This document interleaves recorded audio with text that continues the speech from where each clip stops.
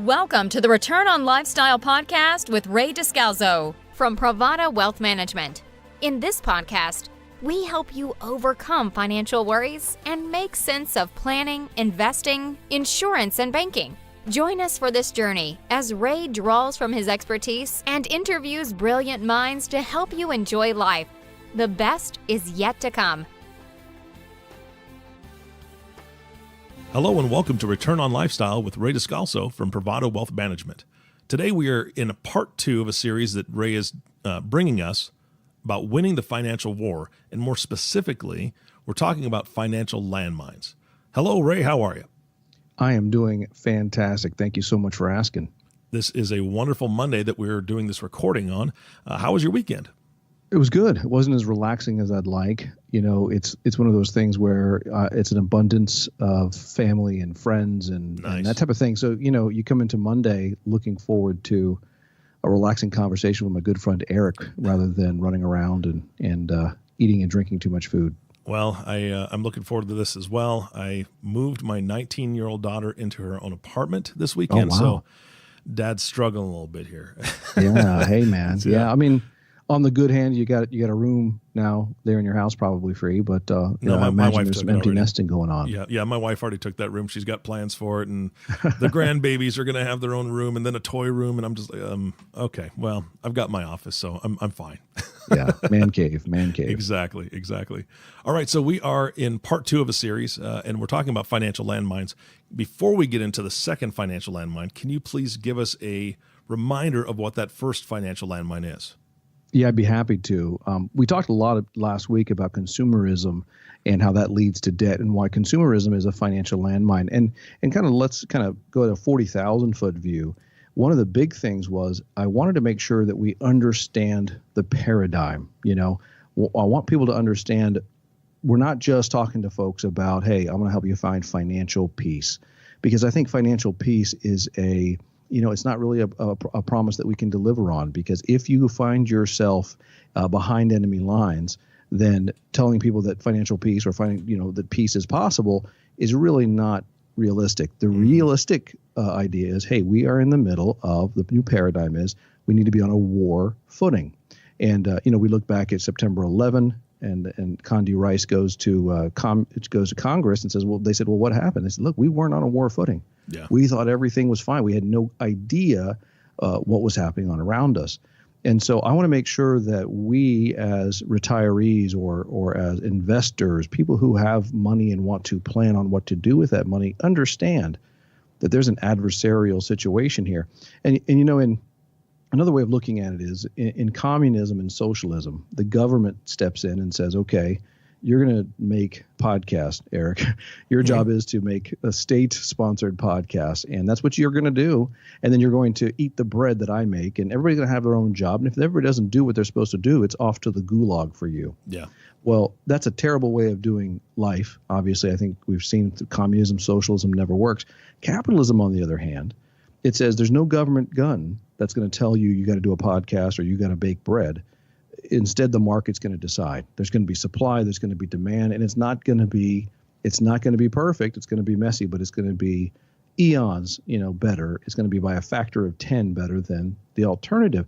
But the issue is we've taken that force, if you will, that the government would supply in communism, socialism, and we've turned it into an adversarial negotiation. So right now, I'm in competition with all the other great podcasts that are out there. Mm-hmm. Right now, when I decide to go, what I'm going to do for lunch, I'm going to drive by a Wendy's and a McDonald's and a Ruth's Chris Steakhouse, and I've got to figure out, hey, all this advertising is coming at me, and that's why we came to consumerism, because there is a war for my wallet, and here I am just kind of bebopping down the road, and I don't even realize it's happening. So let's get on that war footing. Mm-hmm. I love that, war for your wallet. That's a great way to put that. Yeah, Ray, from what you've just said, it really, consumerism has to happen. Advertising has to happen. But why is it so bad for us if it's something that it's a necessary evil, I guess? Great question. Yeah, so you're born into it. If you're a capitalist, you're born into consumerism. It's kind of like, why is water wet? It just is. There just are billboards and commercials, and and so forth. It's the nature of where we're at. Here's why. That's number one reason, actually, why it's such a big deal. You can't even realize it's there. And so I want to wake people up to the fact that, did you realize there's a war for your wallet? Secondly, if that wallet has been depleted before it gets to your financial planner, well, all the financial plans in the world don't really matter if we've gotten rid of the fuel. And that fuel is those dollars and cents. And those dollars and cents, they can go pretty quickly. And we talked last time about how Mike Tyson, had $250 million and went bankrupt. I don't have $250 million right now, but ultimately I hope to someday. But ultimately, anybody can outspend their financial plan. And once you have a financial plan and you don't have any money for it, it's like casting pearls to swine. So here's your financial plan. Well, it's worthless to me. It does nothing for me because I never got over that consumerism addiction, if you will. And also, too, as you mentioned before, and we talked about last week, the debt that comes along. So I believe that covering that and coming back to that time and again is a big deal. And there's been a lot of people waking up to it, in the financial planning world, that's really the number one hurdle, the number one landmine to get you on your way. Yeah, no, I agree 100%. So that brings us to landmine number 2. And what's that going to be? Yeah. Well, it's a word you probably heard before. It's probably a word you've experienced in the last couple of months if you've been invested at all, and that's volatility. Oh yeah, that's a media favorite. Yes. Volatility is one of those type of things. It's a landmine in and of itself. And the reason that I wanted to cover volatility is because it can make cowards of us all. Basically, we can come up with these great plans. So with consumerism, the problem is that we're taking the money out of our wallet before we start our financial plan. Well, volatility kind of gets you after you've started. You've started your financial plan. You've inherited the inheritance from your aunt, and she left you all of these stocks and bonds with a stepped up cost basis. And here you are, say, okay, I've got this money, and then volatility hits. And when I say volatility, by the way, everybody thinks about what? They think about the downside volatility when the market goes down. And we'll talk about that. But volatility actually goes both ways. And volatility is really like that roller coaster ride. Part of it you like, part of it you don't like. You don't like going down. You like it when the stock market goes up. And the back and the forth is what creates that roller coaster ride nauseousness, and what happens when you get nauseous is, have you ever been sick and you had an upset stomach? Oh yeah. Have you ever had food poisoning before? No, thank God. Oh really? You haven't? Okay, I've good. never had food poisoning, and I'm not going to start now. Yeah, definitely stay away from the potato salad at the summer picnic. But if you've ever had food poisoning, if you've ever had just extreme nauseousness, it is the most debilitating, not just physically but emotionally, because there's just nothing you can do. You're just there and you're sick. And what happens with you when you invest and you're in the stock market, and obviously we're talking primarily about the downside of volatility first, is you're in that roller coaster ride and you just want to get off. Yeah. If you've ever been on a roller coaster ride, I live here in Central Florida, so I'm surrounded by theme parks. And you see all of these people, and they're lining up for all of these rides. And unfortunately, a lot of them, there's all of these different reasons why you can't go on a roller coaster. Well, the reality of it is before you get on that roller coaster, you gotta read that, and you gotta realize, hey, what am I really signing up for here? And when people go to invest for the long term, I think oftentimes they don't realize what they're signing up for, and that's when volatility can shake them. And what it does, by the way, is volatility creates two things. Obviously, on the downside of volatility, what does it create? The downside creates fear. And that fear can be, the emotion that you feel. See, everybody talks about financial planning. We like to talk about fancy, left brain, rational concepts. And that's wonderful. And we're going to get into that towards the end here of this podcast, and we'll kind of unpack some of those things. But at the end of the day, all of the left brain rational things are nice, but they're not going to stop you from the emotion and the irrational side of your mind. A lot of us think that we as human beings are rational and smart because, hey, we got computers, we got the internet, we've got science and so forth. But when it comes to decision making and when it comes to financial behavior, the reality of it is we are emotional and irrational. And then we go back and we rationalize our decisions. Mm-hmm. Okay. Mm-hmm. And when you've got extreme fear and when you've got a lot of things going on and there's downside volatility in your portfolio, it's very easy for you to come up with an idea like, hey, I can't stand seeing red on my computer screen or on my statement. So I'm going to get out of the financial plan that I'm in. I'm not going to stay the course doing what I said I was going to do. And then I'm going to come back later and I'm going to find a rational reason for doing so. Okay. Mm-hmm. And that's what happens. Fear can overwhelm us. I remember where I was in 2008, 2009. I was in this business. I was a financial planner then, just as I am now. When you are in the deepest and darkest portions of a bear market like we were, and not just a bear market, but the Great Recession, I remember thinking to myself, wow, I don't see how we, the United States of America, the world, I don't see how we get on the other side of this, And I look back at that and I remind myself, because oftentimes I forget that my own emotion, and I had no concept, I had no belief, if you will. I couldn't rationalize how we as America were ever going to get on the other side of this. And thank goodness here we are. We did. And I want to remind people of that because it's been a long time since 2008, 2009. And that fear, it's coming, and you got to be ready for it.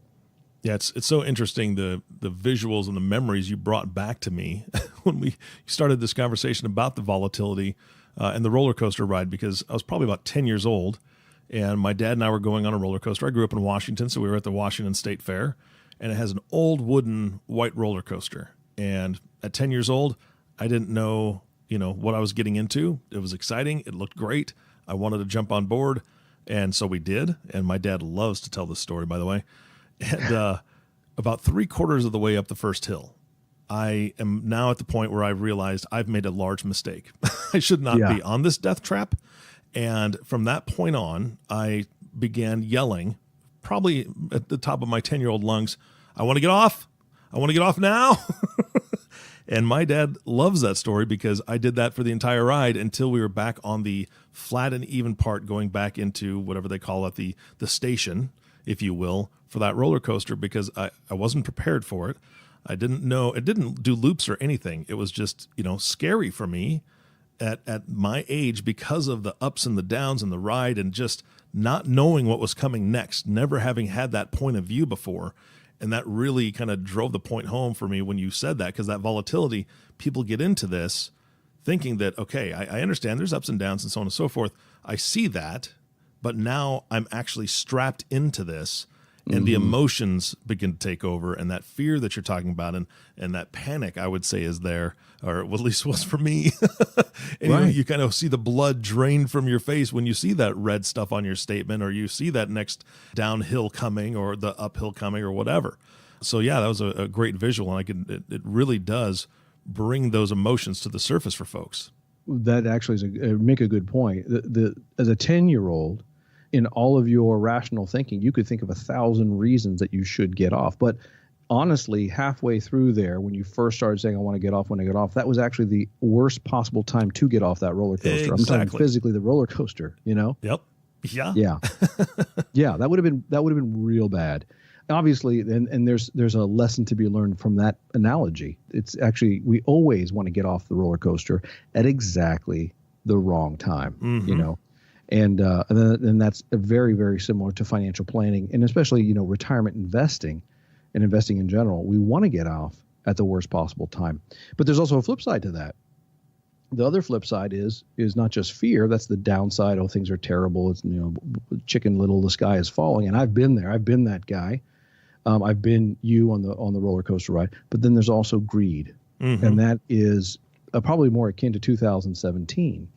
If you look back at a chart of the S&P 500 or the Dow Jones for that matter, but the S&P 500 in 2017, it was really about as good as it gets on a couple different levels.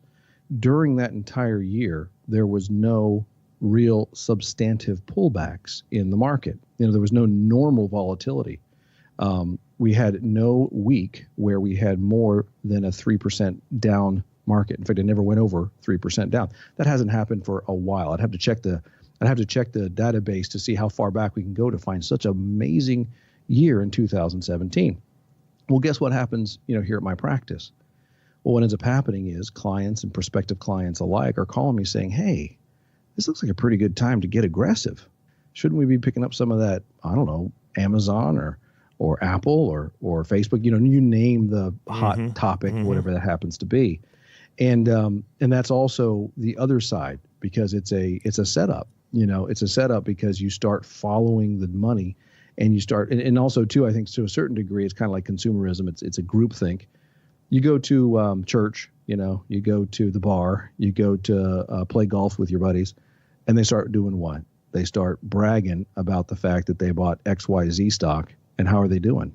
They're doing well if they're bragging. Exactly. Everybody's talking about just how amazing they found this one position, or this portfolio is doing this. And it drives me bonkers because, it's like when your friend goes to Vegas and he wins $5, he comes back talking, yeah, I put some money in the slot machine. I won $5. What he doesn't tell you is the $20 that he lost, up till then. No one talks about the net issue, but it doesn't really matter. The point is that greed creates a momentum.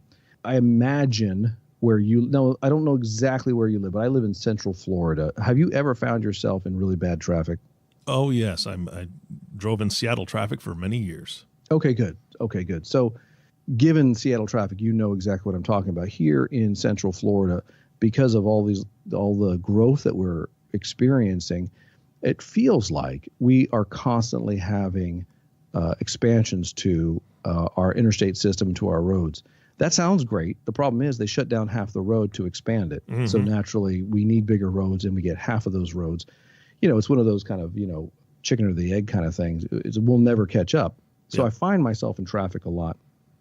Unfortunately, I'm a bit of an aggressive driver. I always feel like, hey, I can figure this out. And so what I do is I tend to switch lanes in traffic. Do you know what I'm talking about? In other words, in your lane, you're stopped. The guy, the slow lane next to you on your right-hand side, it's picking up. And so what do? Switch lanes. Jump over. Yeah. Jump over. Absolutely. And when it comes to traffic, I'm pretty much a contrarian indicator, meaning if you'll just do the opposite of what I do and be in the opposite lane of traffic that I am, you are going to make record time. Yeah. Because there is, I don't know what it is. There is somebody controlling traffic here, and they say, look, Ray, just switch to your lane. Can everybody slam on your brakes? Or, I'll also do it when I come to a stoplight. I'm coming up to a stoplight, and there's 3 or 4 cars deep on either side. I'll look at each car. There's a big truck on the right-hand side, and he's first up. And then there's a bunch of sports cars, and they're all on the left side. So I think to myself, well, I'll be on the left side, because when the light turns green, that has to be the one that's going to go faster, right? Unfortunately, those teenagers driving those sports cars are all on Facebook or Instagram or whatever it is the kids are doing these days. And the truck takes off, and he's doing fantastic. And I'm sitting there honking my horn, telling people to stop posting selfies. That's right. Yeah. And that's how it is when it comes to greed in the market. If you follow the upside volatility, if you follow all of the great, momentum and all of these great stories that you're hearing on the TV, then what ends up happening is you're probably switching to the lane that already had its best days. That traffic that was going 50 miles an hour right next to you, as soon as you get in there, that's the time, oftentimes, not all the time, obviously, but the principle's the same. The principle's, if you see things going very well, you're already too late to the party. And so put those two together. Put the fear of thinking, oh, the world's going to come to an end, and I got to get off this roller coaster mid ride. That's terrible for you. But then you also can see it where you finally say, okay, I'm going to get back on this roller coaster. I'm going to get into this lane of traffic because this is the way to do it. And what ends up happening is people chase the top and then buy at the top. And then, of course, the greed, they finally turns into fear. And it's the story as old as time. They sell. So they're buying high and they're selling low. And this kind of volatility is the death knell to a long-term financial plan. And that is one of the reasons why volatility is such an important landmine to identify and to be on the lookout for. Yeah, absolutely. So, Ray, that leads to the one question: what's the solution? The solution here is having a financial plan, and also I would say a financial coach. Okay. And I'll tell you why those are two different things. First of all, financial plan is important because what it does is it helps you realize what you are invested in and why you're invested. And we could talk about diversification being part of that financial plan. We could talk about asset allocation and so forth. But ultimately, all of that's great if you've got a financial coach to help you remember why you've got what you've got and why you're doing what you're doing when you're doing it. A financial plan is so important because it helps us to see that 40,000-foot view. It helps us to see Mount Everest and helps us to realize, hey, here's how we're going to get to the top of Mount Everest. But more importantly, here's how we're planning on getting back down. Mm-hmm. And here's why we packed our bags a day or two ago the way we did. Because that's what a financial plan is. It's packing your bags today to climb the mountain and then to what? To get down the mountain. Yeah. And so a financial plan is huge. And then having that Sherpa, that financial planner, that financial coach to say, hey, here's why we're doing what we're doing. Don't give up, slow down, speed up. That's a really important part of it. And I think if there's one thing that having a financial planner can do for you, and whether you choose me or you choose somebody else, it's just having someone to talk you out of your irrational fear and out of your irrational greed. Just saying things to somebody and hearing them say them back to you. It's like a therapist for your money. It's money well spent. Absolutely. And in that, financial planning, having that risk conversation. One of the nice things about the financial planning field is we've figured out quite a bit through modern portfolio theory about what's normal ups and downs. We call it standard deviation. Mm-hmm. Okay, so standard deviation kind of sounds like jumbo shrimp. If it's standard, how can it be deviation? Yeah. Hey, I'm here all week. Try the veal. That's right. But standard deviation basically is saying there's normal and there's abnormal amounts of volatility, if you will, and we can expect certain things to happen and we can be on the lookout. I put it to, if you see a toddler at Walmart burst into tears because they can't have a toy that they want, you think to yourself, well, that's unfortunate, but it's kind of normal. Yeah. If you see a grown 45-year-old man burst into tears because they ran out of his favorite product there at Walmart, that's a little weird. Could happen at Walmart. I mean, I've been there enough times and met some people. I was going to say, maybe not at Walmart. Might not be weird, but... Okay, bad example. Target. Target, there you go. Yeah. Target's completely out Walmart. of the ordinary. Yeah, Walmart, I've seen the websites. Anything could happen at Walmart Exactly. as far as standard deviation goes.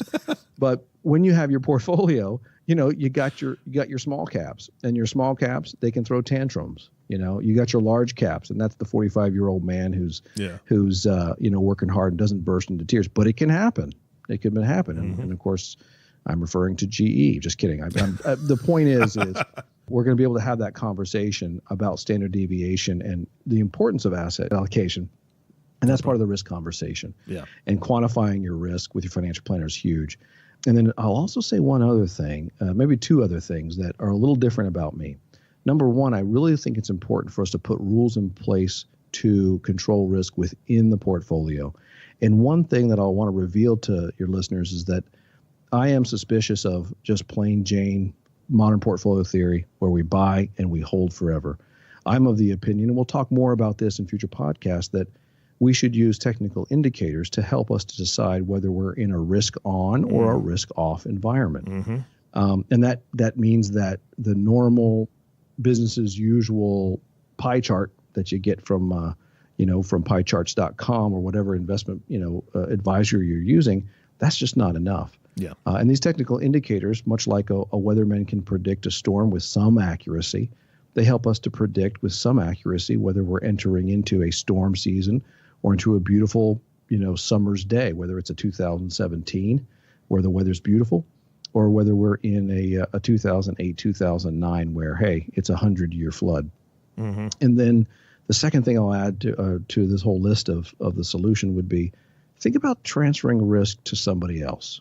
So have the risk conversation, put rules in place to control the risk on your portfolio, but think about maybe taking some of that risk and just giving it to somebody else. You do that with pensions, for instance, where you put money in Social Security. You put money in and you put that risk on either the pension company or the Social Security, the government, to make sure that that check will be there tomorrow.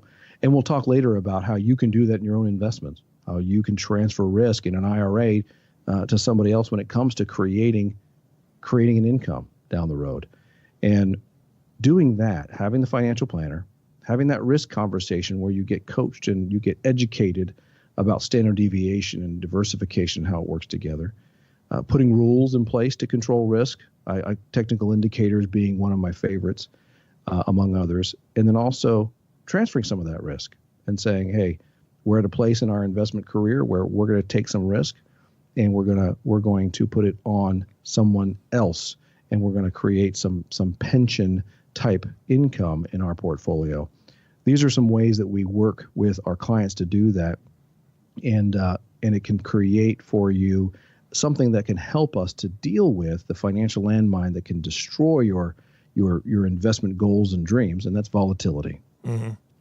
And Ray, talking about all these different solutions, some of them sound pretty simple, some of them not so much. So how do you implement this? How are you going to help them to implement it all? Right. That's a good question. And the answer to that question is, number one, my job is to have the heart of a teacher. Mm-hmm. One of the reasons why when you and I first talked about doing this particular podcast, it is so important to me because I want to make sure that we get the information out there. Whether people become my client or not, my job is to say, look, here is an approach and here's the way to do things. So the number one way that I implement it is we sit down and we have these conversations of just teaching and say, here is the landscape. Here's the financial war that we find ourselves in. Here are the landmines. And let's talk about standard deviation. So to me, educating my clients through podcasts like this, through my blog, it's the bedrock of everything that I do. Yeah. And then, of course, too, the second thing is to really diagnose where you're at in terms of not just your education. Oh, well, Ray, I know what alpha is. I know what beta is. But really get a feel for where you're at on the emotional side, on your behavior. Are you a saver or are you a spender? Are you really engaged in this whole conversation, or would you rather just listen to a podcast and just get kind of a cursory view? And everybody's a little bit different. So the implementing it really is personalized. But we do use, just so you know, a lot of software when it comes to risk conversation to diagnose you. We do use a lot of great software, financial planning software that helps to aggregate your assets. And so implementing it takes time. It's a process, but man, it's a lot of fun. And identifying the financial landmines is really the first part. Yeah, and going back to that story that I told you before, like I said, I was about 10. My dad was, we both went on the roller coaster together. I honestly don't remember if he said anything before we got on as far as warning or anything. I just don't, honestly, I don't remember. He probably did. Knowing my father, he probably did. But the one thing that does stand out to me, as much as I was yelling it or saying it over and over again, I do remember him saying, you know what, it's going to be okay. Hey, that's okay. I'm sure he was embarrassed, with his son screaming his head off, but he was there and he was reassuring me. He's like, it's going to be fine. You're okay. We're in here tight. Look at the bar. We're in it. We're safe. And we're going exactly where we need to be going. And so for everybody listening today, that's exactly what an advisor does. That's exactly what Ray does. When a good advisor comes alongside you and is on that journey with you, when you're panicking and when you're saying, wait a second, I just heard this on the news, or I just saw this in the newspaper, I'm really uncomfortable right now, Ray can be that voice, that hand on your shoulder saying, you know what, we're okay. This is all part of that plan that we did together. This is part of the journey that we're on, and we'll take a look at it for sure. But stay seated. Don't get out. Keep your hands and feet inside the ride because it's going to be okay. And so I think that's one of the most important things that you can do for any of the folks that are listening to this. Ray, do you have any other closing thoughts before we leave today? I don't, man. I think that is just a fantastic analogy, and I really appreciate that story because you put a bow on it. That's exactly where we're at, and you really kind of painted the picture. Well, I love my father. I know he loved me, but I think he tricked me to get me on that roller coaster. And most of your prospects and clients are coming to you already, whether it's from another advisor or maybe they just have a 401k through work and they're already on the ride. And so now you're joining them during that ride, and you're that voice of reassurance. And I appreciate you for doing that. So thank you for your time today, Ray. Thank you, man. You bet. And thank you all for listening to the Return on Lifestyle podcast with Ray Descalso. If you have not subscribed to the podcast yet, please click the subscribe now button below. This way, when Ray comes out with a new podcast, it'll show up directly on your listening device. This makes it much easier to share with your friends and family. Again, thanks for listening. And for everyone at Privada Wealth Management, this is Eric Johnson reminding you to live your best day every day. And we'll see you next time. Thank you for listening to the Return on Lifestyle podcast. Click the subscribe button below to be notified when new episodes become available. Hosted represents the views and opinions of the guest and does not necessarily represent the views or opinions of Privada Wealth Management. The content has been made available for informational and educational purposes only. The content is not intended to be a substitute for professional investing advice. Always seek the advice of your financial advisor or other qualified financial service provider for any questions you may have regarding your investment planning. The following program is sponsored by Privada Wealth Management, which is solely responsible for its content. Securities offered through J.W. Cole, financial member FINRA, SIPC. Investment advice advisors are unaffiliated entities. The opinions expressed by Ray Descalso should not be construed as specific investment, legal, or tax advice. All economic and performance information is historical and not indicative of future results. Investing may involve the risk of loss of principal. Any tax advice on this show is not intended to be used by any person for the purpose of avoiding U.S. federal or state tax penalties that may be imposed on such person, and each listener should seek advice from their tax advisor or legal counsel on topics that arise from the show. Ray Descalso is not providing legal or tax advice. Nothing should be construed as solicitation of an offer to buy securities. The preceding program is sponsored by Privada Wealth Management, which is solely responsible for its content.